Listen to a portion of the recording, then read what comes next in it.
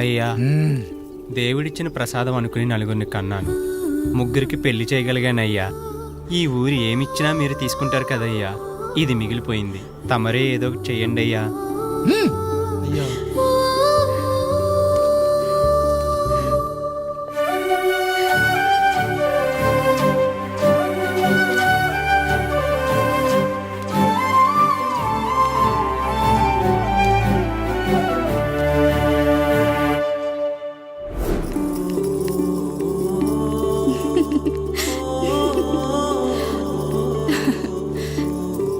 ఈ ఇల్లు, ఆస్తి, ఇంత గొప్ప భర్త, పిల్లలు, చాలా ఆనందంగా ఉందండి.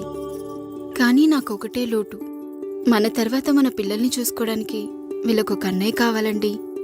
అచ్చం మీ పోలికలతో వీళ్ళకొక అన్నయ్యని కందామండి. నువ్వు అడిగితే కాదనగలనా?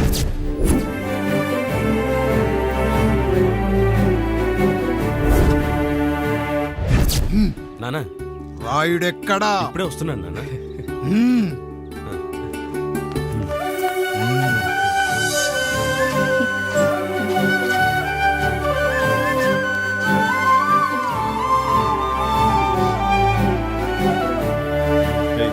చూడరా, మీ అన్న మీద పగ తీర్చుకోవడానికి నీకు ఇదే సరైన సమయం.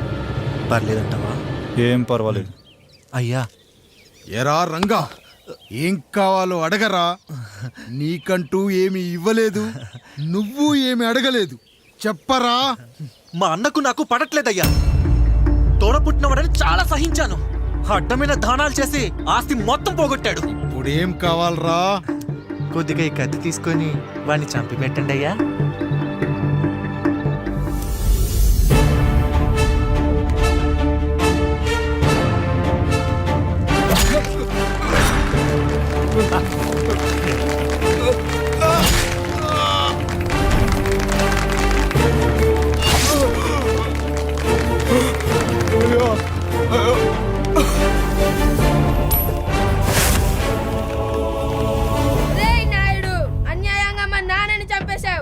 గుర్తుంచుకో, ఈ నాయుడి కొడుకు నీ కుటుంబం పాలిట సైనికుడిగా మారబోతున్నాడు.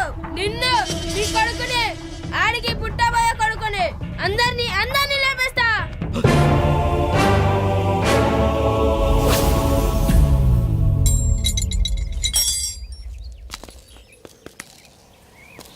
ఏం జరిగింది?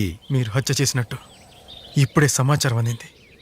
తగిన సాక్ష్యాధారాలు పరిశీలించిన పిమ్మట మీకు యావజ్జీవ కారాగార శిక్ష, 2000 రూపాయల జరిమానా విధిస్తూ అరెస్ట్ చేస్తున్నాను. అయ్యగారు నా కోసం చేసిన త్యాగాన్ని హత్య అంటుందా మీ చట్టం? ఇదెక్కడ న్యాయం? మనిషికి ఇచ్చిన మాట నిలబెట్టుకుంటే అరెస్ట్ చేస్తారా? ఏ దేశంలో ఉంది చట్టం? నన్ను ఏం చేయమంటారు రాయుడు గారు? 9వ తరగతి చదివి ఊర్లో గాలికి తిరుగుతున్నా నన్ను మీ మనిషి ఒకడు పోలీస్ స్టేషన్లో ఉండాలని నన్ను ఎస్ఐ చేశారు. సాటి మనిషిని స్వేచ్ఛగా హత్య చేసుకోవాలని దౌర్భాగ్య స్థితిలో బతుకుతున్నాం మనం. మీరు చేసిన ఈ గొప్ప పనిని అర్థం చేసుకునే సంస్కారం, విజ్ఞత, విజ్ఞానం మాకు లేవు సార్, మాకు లేవు.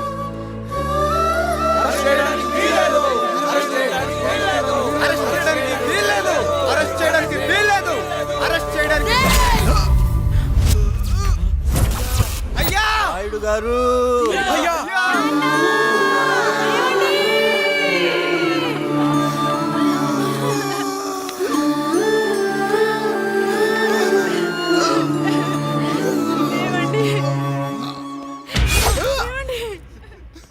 నొప్పిగా ఉందిరా.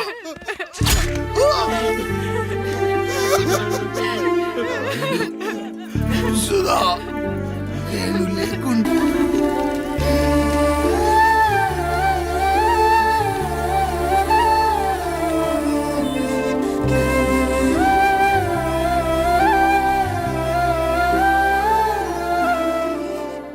ఇందు మూలంగా 50 మందికి తెలియజేయనిదేమనగా, ఊరికి కొత్తగా వచ్చిన యాండ్రాయిడ్ తన తండ్రి పెదరాయుడు అని ఆస్తిలో వాటా పంచమని రచ్చబండిని ఆశ్రయించడం వలన గ్రామ పెద్దలందరూ రేపు 11 గంటలకు రాయుడు గారింటికి రావాల్సిందిగా కోరుతున్నాము.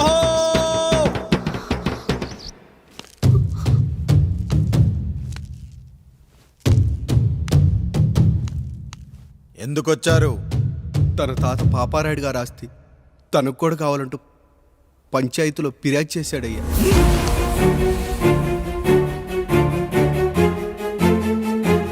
మస్తా గారు ఆ దస్తావేజులు ఇవ్వండి.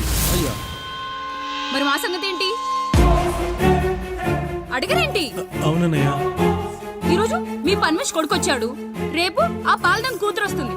ఇలా వచ్చినోళ్ళంతా మీ సంతానమని తెలిసాక అదిగో ఆ కాముడు చెప్పినట్టు మా ఆయన వాటా కిందో బాత్రూము, నాకో సబ్బు బిల్ల, నా పుట్టబోయే బిడ్డకో బొట్టు బిల్ల, ఇదే మిగులుతుంది. అయినా ఊరి జనాభా కన్నా అన్నయ్య పిల్లల సంఖ్య ఎక్కువైపోతుంది. వాళ్ళందరూ ఇంటి మీదకి వచ్చేలోపు మా ఆస్తి మాకు ఇచ్చేస్తే మా బతుకులు మేము బతికేస్తాంగా. అవునన్నయ్య, మా ఆస్తి మాకు కావాలంతే. ఎవరిని పట్టుకుని ఏం మాట్లాడుతున్నారయ్యా? గా ఉన్నప్పటి నుంచి ఆయన మిమ్మల్ని సాగుతూ ఉన్నారు. ఈరోజు పెరిగి పండయ్యాక మా దారి మేము చూసుకుంటాం అనడం న్యాయం కాదయ్యా, న్యాయం కాదు. ఏ ఆయన నీకో కొడుకునిచ్చాడా? వాడి పేరేంటి? ఐఫోనా? ఎరా ఆస్తి కావాలా? 4 బ్రష్లతో తోముకుంటే ఎక్కడ విడిపోతామో అని నా బ్రష్ టూత్ పేస్ట్ నీకు త్యాగం చేసినప్పుడు అప్పుడు అడగాల్సిందిరా అన్నయ్య ఆస్తి కావాలి అని. ఎరా నేను వాడిపారేసిన లంగోటాలు మార్చి మార్చి చొక్కాలు చేతిగుడ్డలుగా వాడారే, అప్పుడు అడగాల్సిందిరా అన్నయ్య ఆస్తి పంచు అని. నువ్వు 6 నెలల పసికందుగా ఉన్నప్పుడు పాల కోసం ఏడుస్తుంటే నిన్ను తీసుకెళ్లి పసుల దొట్లో కట్టేశానే, అప్పుడు అడగాల్సిందిరా అన్నయ్య నాకు ఆస్తి కావాలి అని. మా తండ్రి గారు పాపారాయుడు పోలికలు నాకు, నా పోలికలు ఆండ్రాయిడ్కి. అసలు మా కుటుంబంలో ఏ పోలికలు లేని మీకు ఎందుకు ఇవ్వాలరా ఆస్తి? ఆస్తి లేదు, గీస్తి లేదు. Get out, get out, get out, get out, get out, get out అని నేను అనొచ్చు, కానీ అనగలనట్రా? అనలేను. ఎందుకంటే మీరంతా నా తమ్ముళ్ళు, నా చెల్లెళ్ళు. రక్తం తాగిన దోమ కూడా వెళ్ళేటప్పుడు కృతజ్ఞతగా ఏ మలేరియానో టైఫాయిడో వదిలి వెళ్తుంది. కానీ రక్తం పంచుకొని పుట్టిన మీరు ఈ అన్నయ్య కోసం ఆస్తి కూడా వదల్లేకపోతున్నారు కదరా. గుమస్తా గారు, నా యావదాస్తి నా తమ్ముళ్లకు చెల్లెళ్లకు వాళ్ళ పేర్ల మీద రాయండి. నాకు చిల్లి గవ్వ కూడా అక్కర్లేదు. ఇక ఈ ఇంటికి నాకు ఎటువంటి సంబంధం లేదు. లక్ష్మి, సావిత్రి, మీ చీరలు విప్పేయండి. ఇక్కడికి వచ్చేటప్పుడు ఏ చీరలు కట్టుకున్నారో వెళ్ళేటప్పుడు కూడా అదే చీరలు కట్టుకోండి. వెళ్ళిపోదాం. దస్తావేజులు తీసుకురండి.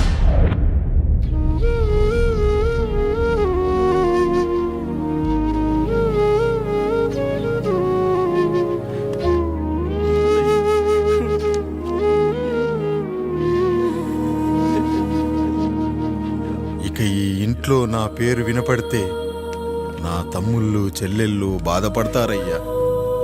ఈ ఇంట్లోనే కాదు, ఈ దస్తావేజులో కూడా నా పేరు ఉండకూడదు. నేను ఇక్కడ సంతకం పెట్టి వీళ్ళ మనసు నొప్పించలేను.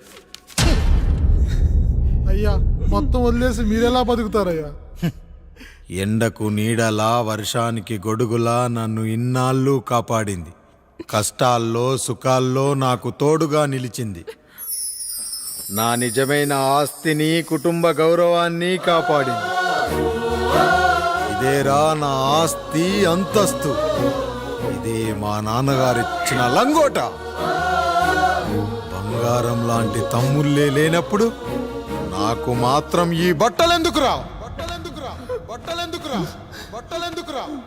వెతికిన దొరకదే రూపం, అరి పిలిచిన పలకదే ప్రాణం.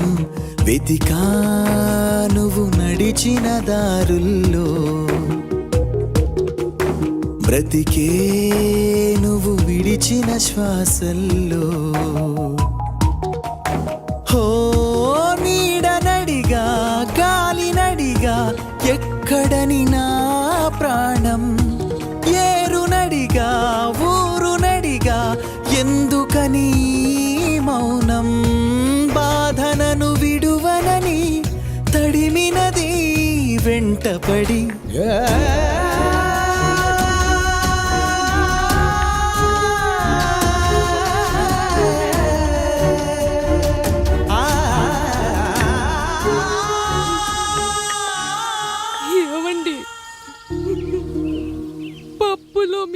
చెమట పడుతుందండి.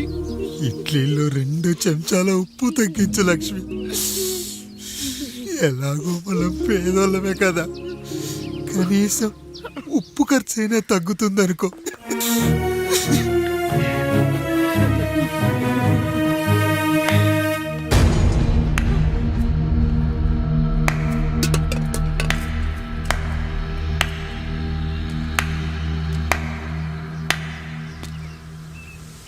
పప్పు రుబ్బుతున్నావా పెదరాయుడు?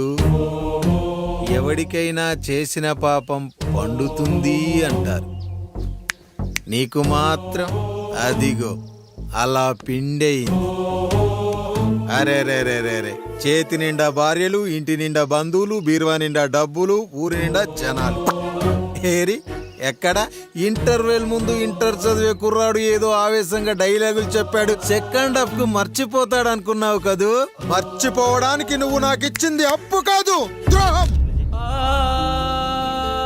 అమ్మ వచ్చిన ప్రతిసారి అడిగేవాన్ని, అమ్మా నాన్నెక్కడా అని. నీ గురించి తెలిసాక నీ ముందుకొచ్చా, నీ బ్రతుకుని ఇక్కడి దాకా తీసుకొచ్చా. పిక్చర్ అభి బాకీ హే మేరా పితాజీ.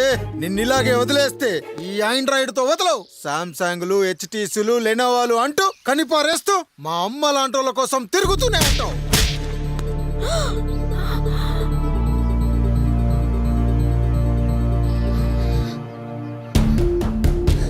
అమ్మా అమ్మా, ఛీ, నన్ను అలా పిలవకురా. ఎవరిని పట్టుకొని ఎన్ని మాటలు అంటున్నావురా? రాయికి వరమిచ్చిన రాముడు దేవుడైతే, ద్రౌపదికి చీరిచ్చిన కృష్ణుడు దేవుడైతే, నాకు బిడ్డనిచ్చిన ఆయన కూడా దేవుడేరా. ఏంటి, ఇలానే వదిలేస్తే బిడ్డల్ని కంటూ వెళ్తాడా? అసలు ఆయన కంటూ సొంతంగా ఒక్క బిడ్డ కూడా లేడు.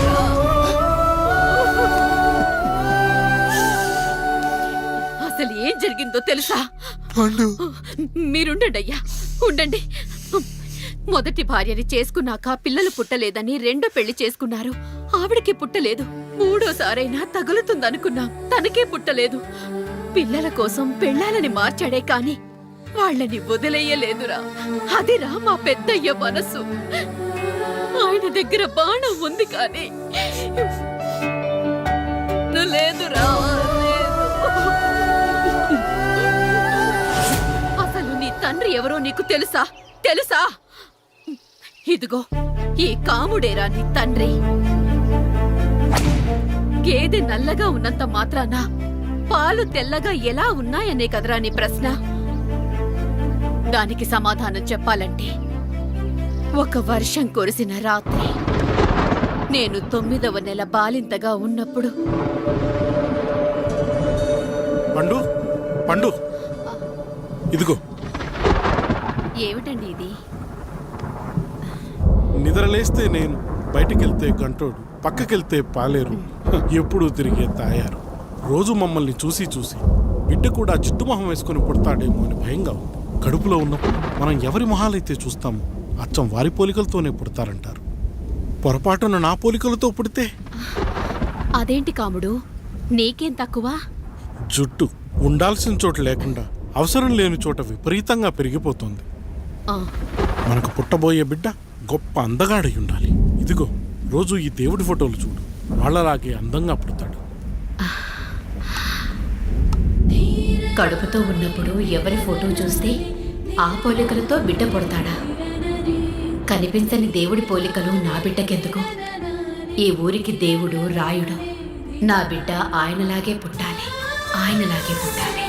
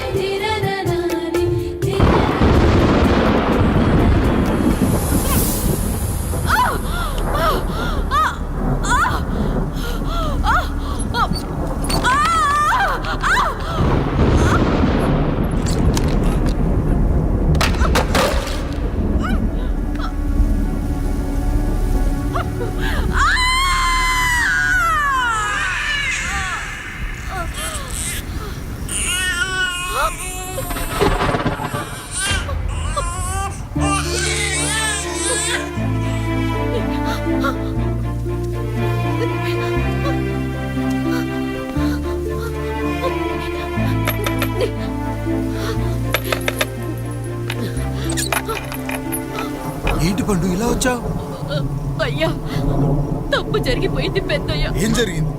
అసలే నువ్వు ఒట్టి మనిషి కూడా కాదు. ఒక్కసారి ఇటు చూడండి అయ్యా.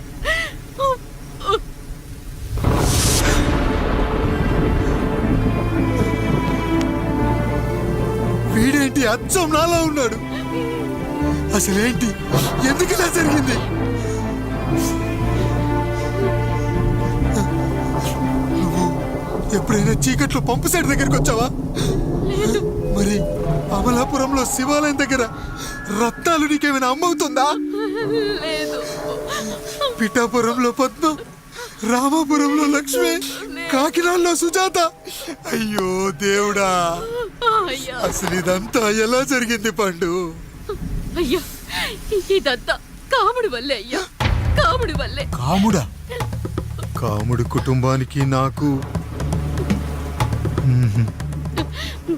ఏం గుర్తు రావట్లేదే. ఎన్నని గుర్తు పెట్టుకోగలను నేను మాత్రం. అయ్యా అది కాదయ్యా.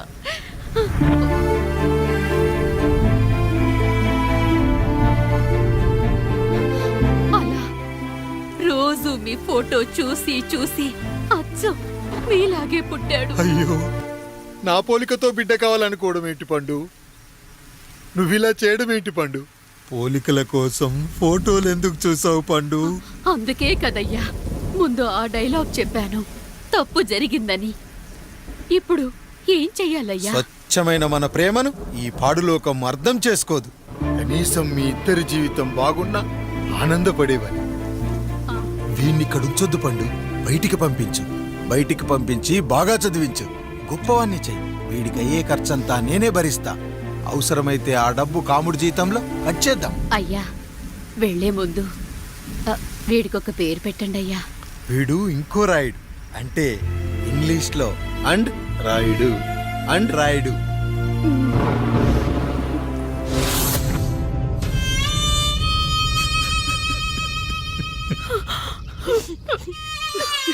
ఇది నీ కథ, నా గతం. నిన్ను చదివించడం కోసం ఆయన మీ నాన్న జీతంలోంచి నెలకి 3,000, 4,000 కోసేసిచ్చేవారు. అప్పుడు ఆయన పడిన బాధ పగవాడు కూడా పడకూడదు. చూసావారా, దేవుడు లాంటి పెద్దయ్యని అనవసరంగా అనుమానించడం ఎంత పెద్ద తప్పు చేశావో అర్థమైందా? ఒకడు నిమ్మకాయ పెట్టి పసుపు వేసి ఉప్పు కలిపి పులిహోర చేయొచ్చు, కానీ ఆ పులిహోర ఎప్పటికీ దేవుడి ప్రసాదం. నువ్వు ఆ దేవుడి ప్రసాదం, ఇక ఆయనే మీ నాన్న.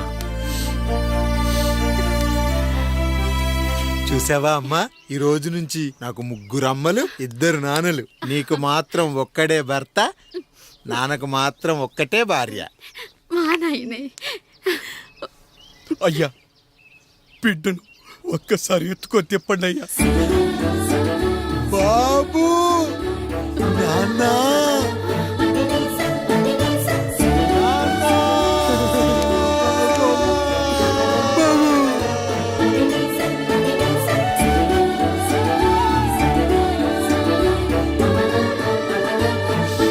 నన్ను క్షమించు నాన్న.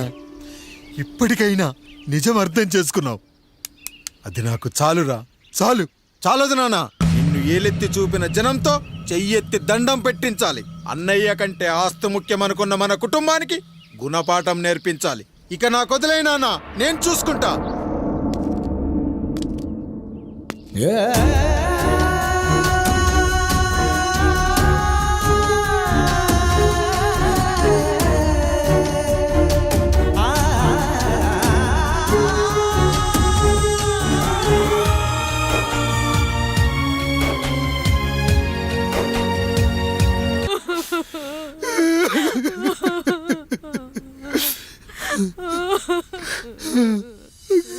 భార్య పోయింది, తమ్ముళ్ళు వద్దనుకున్నారు. కుటుంబం, ఊరు, ఆస్తి ఇప్పుడు ఏదీ లేదు. ఇక నేను ఎవరి కోసం బతకాలి?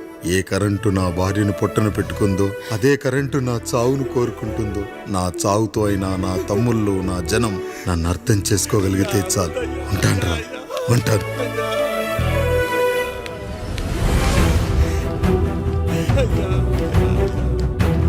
అయ్యా, అయ్యా, రండయ్యా. పెద్దరాయుడు గారు చనిపోతున్నారయ్యా. రండయ్యా, మీరన్న వచ్చి ఆపండి అయ్యా. అయ్యా,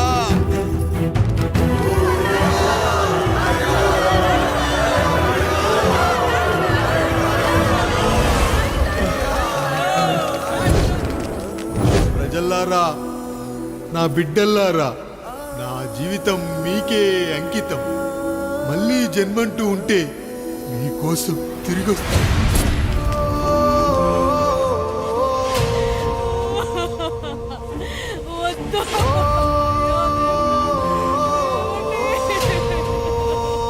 వద్దయ్యా, వద్దు, వద్దయ్యా, వద్దన్నయ్యా.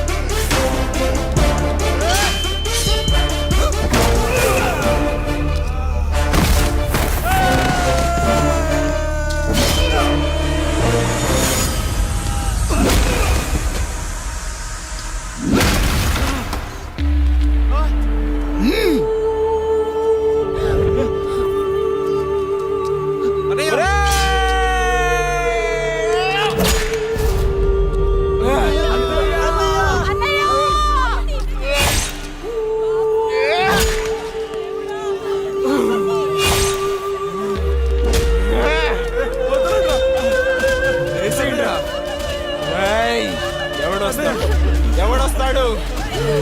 నిన్ను కాపాడటానికి ఎవడొస్తాడు? వేసేట్రా.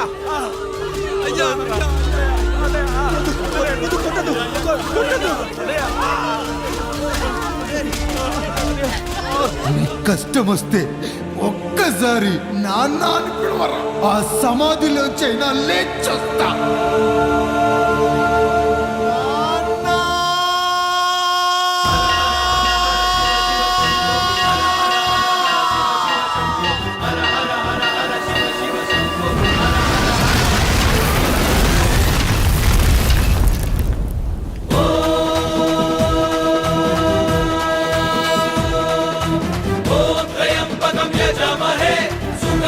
పుష్టివర్ధనం